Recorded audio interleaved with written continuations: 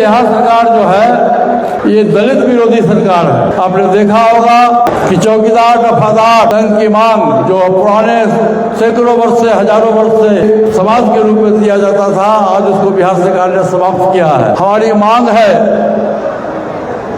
कि स्वर्गीय रामविलास पासवान जी जो देश के सेकेंड अम्बेडकर माने जाते थे, आज हम लोगों के बीच में नहीं है।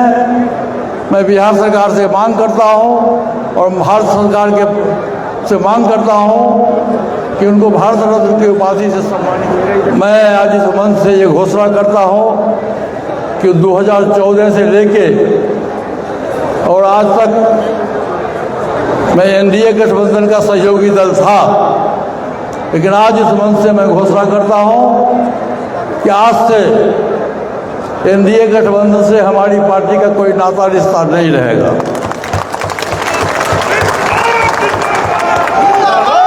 और हम अपनी पार्टी को चलो गांव की ओर का नारा हम लोगों ने दिया है। बिहार के 243 सीट पर हम सदस्यता अभियान और पार्टी का सम्मेलन करेंगे। और जब समय आएगा, ये चुनावी वर्ष है, अक्टूबर और नवंबर में एक महापर्व होने वाला, चुनावी महापर्व। और उस महापर्व में बिहार के भाग का फैसला आपके हाथ में है। बिहार में चुनाव आने वाला है, जिसको लेकर राजनीति गर्मा गई है। अगर बात करें नीतीश कुमार की, जो मौजूदा मुख्यमंत्री है, जेडीयू के अध्यक्ष हैं, वो भी लगातार फिर से अपनी सरकार बनाने में लगे हुए हैं। एनडीए की तरफ से यानी गृह मंत्री अमित शाह की तरफ से भी ऐलान हो चुका है कि अब सीएम चेहरा नीतीश कुमार रहेंगे। राष्ट्रीय लोक जनशक्ति पार्टी जो लगातार 2014 से एनडीए का समर्थन करते आ रही है, इस बार पूर्व केंद्रीय मंत्री पशुपति कुमार पारस ने 14 अप्रैल यानी बाबा साहब भीमराव अंबेडकर की जयंती पर बिहार में ऐलान कर दिया है कि अब इस बार एनडीए का समर्थन आरएलजेपी बिल्कुल नहीं करेगी और एनडीए का आरएलजेपी उस पार्टी का समर्थन करेगी जो आरएलजेपी का समर्थन करेंगे। यानी कि ये भी कहा है उन्होंने कि हमारी जो पार्टी है 243 विधानसभा से चुनाव लड़ेगी और तैयारी जोरों शोरों से है। लेकिन फिलहाल अब हम आए हैं दिल्ली के कार्यालय पर, जो दिल्ली में डॉक्टर राजेंद्र प्रसाद रोड पर कार्यालय बना हुआ है आरएलजेपी का। वहाँ आया है, आवास भी है और तमाम जो दिल्ली के पदाधिकारी हैं, कार्यकर्ता हैं, उनसे हम बात करने आए हैं। प्रवक्ता भी हैं, पदाधिकारी हैं, दिल्ली प्रदेश अध्यक्ष भी हैं और 35 साल पुराने नेता भी हैं। बातचीत करेंगे।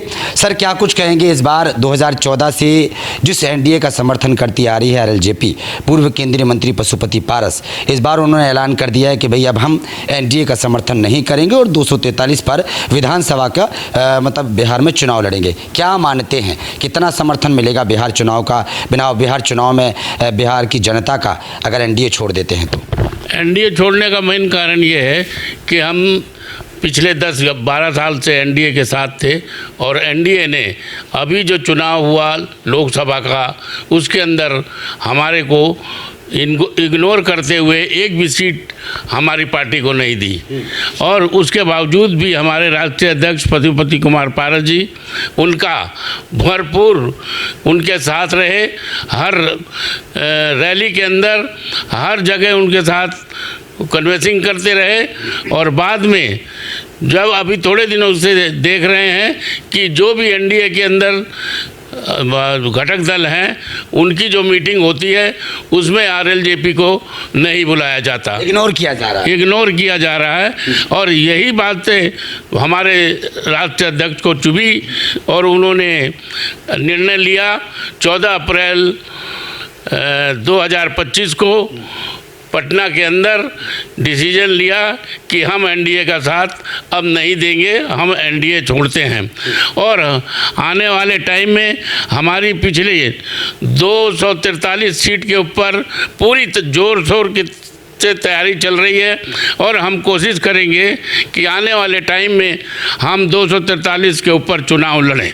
क्या लगता है, लालू यादव से भी मुलाकात की है पूर्व केंद्रीय मंत्री पशुपति पारस ने। फिलहाल उन्होंने ये कहा है कि मैं उनकी तबीयत देखने गया था, लेकिन डिस्कशन अभी नहीं हुआ है। तो क्या लगता है कि जो इंडिया गठबंधन है, एक बड़ा दल है, उसके साथ क्या बैठक होने वाली है? क्या उसके साथ चुनाव लड़ने की तैयारी है? ऐसा है कि लालू जी के साथ बहुत पुराना रिश्ता है हमारे राष्ट्रीय अध्यक्ष का, कोई नया तो है नहीं। उनकी तबीयत जानने के लिए हमारे राष्ट्रीय अध्यक्ष जी हॉस्पिटल में गए थे, उनसे मुलाकात करी और बड़े अच्छे स्वभाव से बातचीत हुई। और अभी उन्होंने कोई ऐसा डिसीजन नहीं लिया कि हम कहाँ जाएंगे, क्या करेंगे। ये आने वाला टाइम है जो बताएगा कि हम क्या करेंगे।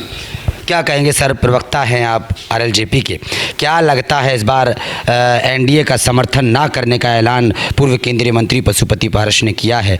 क्या मानते हैं कितना समर्थन बिहार वालों का मिलेगा? और ये डिसीजन जो लिया गया है, क्यों लिया गया है, क्या वजह है इसकी?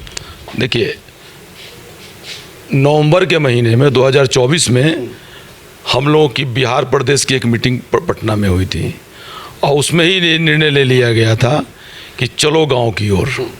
और हम लोग लगभग 26 ज़िले में अभी तक पहुंच चुके हैं, जहां हम संवाद कर रहे हैं अपने कार्यकर्ताओं के साथ और साथ ही आम जनता के साथ कि बिहार की जो समस्याएं हैं, किस तरह से बिहार सरकार फेल हो रही है। और विगत 20 सालों में नीतीश गवर्नमेंट ने, बिहार सरकार ने जो दलितों के साथ और अक़लियतों के साथ जो अत्याचार किया है और जो हाशिए पे रखा उसे, इसको लेकर के हम लोगों ने उसी दिन ऐलान कर दिया था, नवंबर के महीने में ही, कि अब चलो गांव की ओर।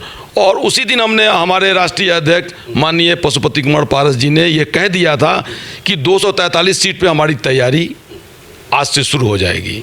और उस तैयारी के क्रम में हम लोग लगभग 26 ज़िले में पहुंच चुके हैं और अगस्त तक हम लोग का टारगेट है कि सारे ज़िले में हम अपने वहाँ की जनता के साथ संवाद करें और कार्यकर्ताओं को जो हमारा एक सदस्यता अभियान चल रहा है, जन जन तक पहुँचाया जाए और सबको ज़्यादा से ज़्यादा सदस्य बनाया जाए। अच्छा, एनडीए का साथ छोड़ने के बाद क्या लगता है, एनडीए का बिहार में कुछ माइनस होगा या नहीं होगा? बिल्कुल ही होगा, क्योंकि आज बिहार की जो जनता है, जो अक़लियत हैं, दलित हैं, अति पिछड़े वर्ग के लोग हैं, ये आज एनडीए के साथ नहीं है।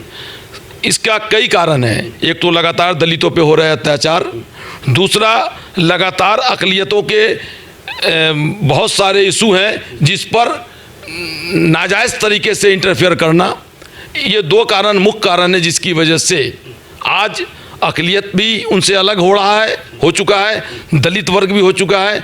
और जो संसद के अंदर में जो आज हमारे गृह मंत्री जी ने जो बयान दिया, इससे पूरी देश में दलित वर्ग जो है वो बहुत उसको ठेस पहुंचा है।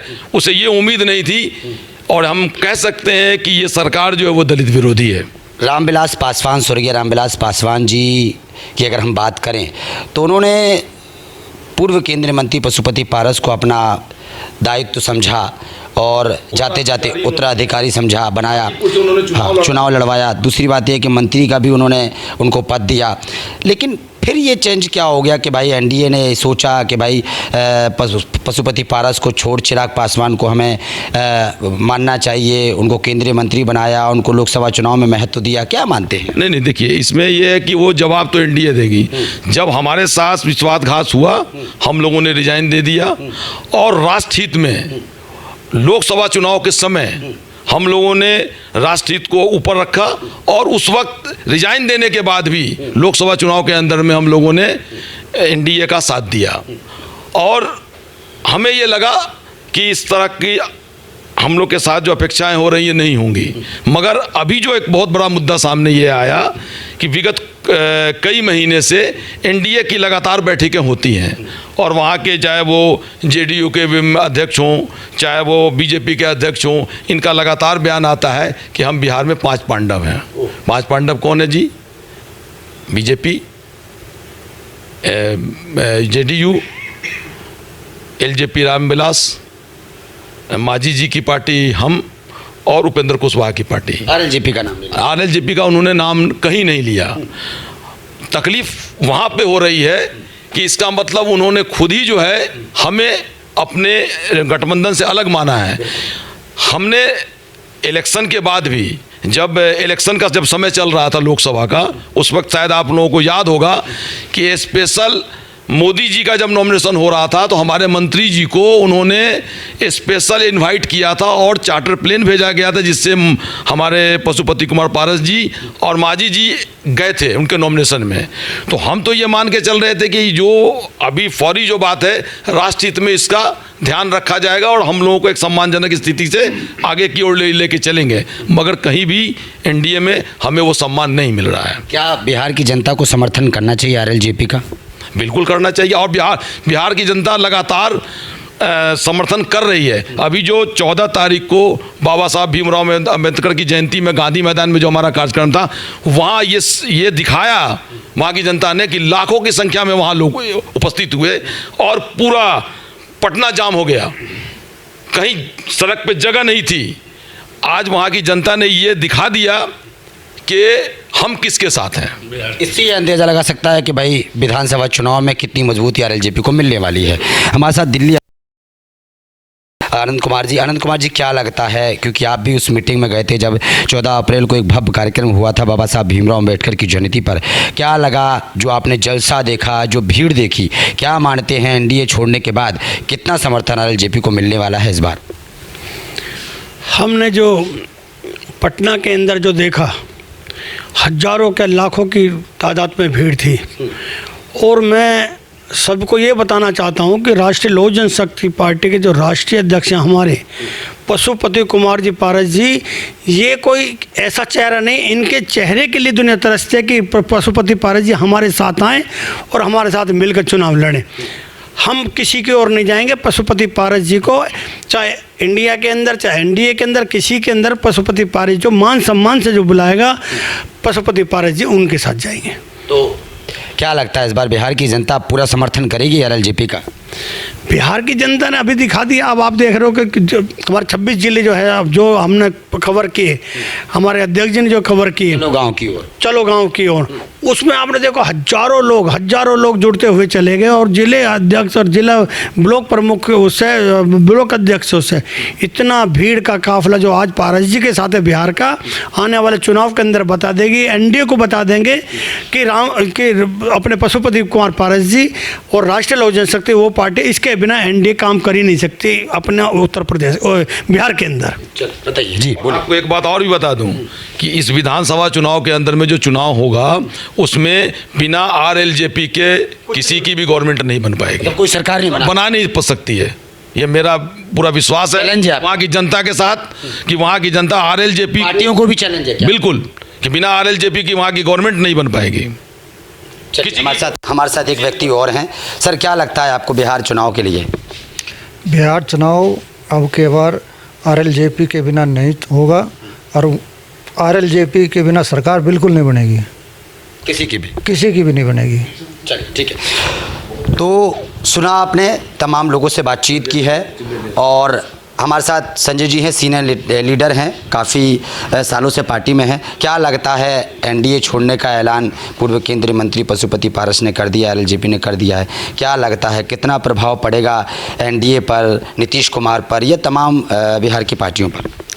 बिहार में आरएलजेपी का एनडीए से हटना, बिहार में अब कोई भी गठबंधन कंफर्टेबल नहीं है, और कोई नेता इस हैसियत में नहीं है कि अकेले चुनाव लड़े। इस परिस्थिति में आरएलजेपी और हमारे माननीय राष्ट्रीय अध्यक्ष पशुपति कुमार पारस जी जिस गठबंधन का हिस्सा होंगे उसी की सरकार बनेगी। जिस प्रकार दिल्ली में मात्र 2% वोट इधर से उधर हुआ तो यहाँ अरविंद केजरीवाल सत्ता से बाहर चले गए, उसी प्रकार बिहार में पशुपति कुमार पारस का पूरे 40 जिला में अपना वर्कर है, और हर समाज में इनको चाहने वाले लोग हैं, तो वो वोट जिसको पड़ेगा उसी की सरकार बनेगी। बहुत बहुत शुक्रिया आपका। तमाम लोगों से बातचीत की, और आपने देखा होगा किस तरीके से वो तस्वीरें भी हमने आपको दिखाई थी जब 14 अप्रैल बाबा साहब भीमराव अम्बेडकर की जयंती पर जब आरएलजेपी का एक भव्य कार्यक्रम हुआ था तो लाखों की तादाद में भीड़ देखने को मिली थी, और आरएलजेपी के नारे भी लगे थे, आरएलजेपी जिंदाबाद,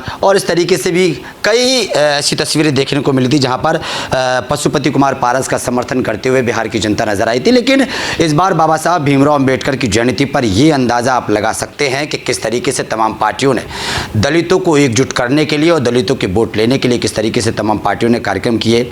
लेकिन एनडीए छोड़ने के बाद एनडीए का कितना बड़ा लॉस इस बार होने वाला है, नीतीश कुमार को कितनी बड़ी हानि होने वाली है इस बार, ये फिलहाल आने वाला वक्त बताएगा। लेकिन पूर्व केंद्रीय मंत्री और आरएलजेपी के अध्यक्ष पशुपति कुमार पारस लगातार इस बात पर अड़े हुए हैं कि अब एनडीए का हम साथ नहीं देंगे, अगर एनडीए अच्छे से हमसे बात करती है तब हम एक बार सोचेंगे। लेकिन उन्होंने ये भी कहा, अभी बीच में आपने देखा होगा कि वो तबीयत खराब होने के कारण लालू यादव से भी मुलाकात की उन्होंने, लेकिन उस समय उन्होंने लालू यादव से सिर्फ मुलाकात की, उनकी तबीयत की जानकारी ली, लेकिन अभी तक इस बात की लेकर चर्चा नहीं हुई कि हम आपके साथ चुनाव लड़ेंगे, आप हमारे साथ चुनाव लड़ोगे। फिलहाल ये बात यही अटकी हुई है। लेकिन बिहार में बड़ा खेला होने वाला है, किसकी सत्ता आएगी और कौन किसके साथ जाएगा, ये फिलहाल आने वाला वक्त बताएगा। दिल्ली के तमाम पदाधिकारियों से बात की है, दिल्ली अध्यक्ष से बात की है, प्रवक्ता जी से बात की है और राष्ट्रीय सचिव हैं उनसे भी बात की है। तो तमाम लोगों ने ये कहा है कि भाई 243 पर चुनाव जरूर लड़ेंगे और लड़ने के बाद दलित जो हैं यानी बिहार की जो जनता है वो वैसे भी 14 अप्रैल बाबा साहब भीमराव अंबेडकर की जयंती पर ही समर्थन कर चुकी है। अब आने वाले वक्त में क्या होगा ये तो आप लोग तस्वीरें देखकर समझ सकते हैं। कैमरामैन बच्चन के साथ ब्रजेश कुमार, दिल्ली।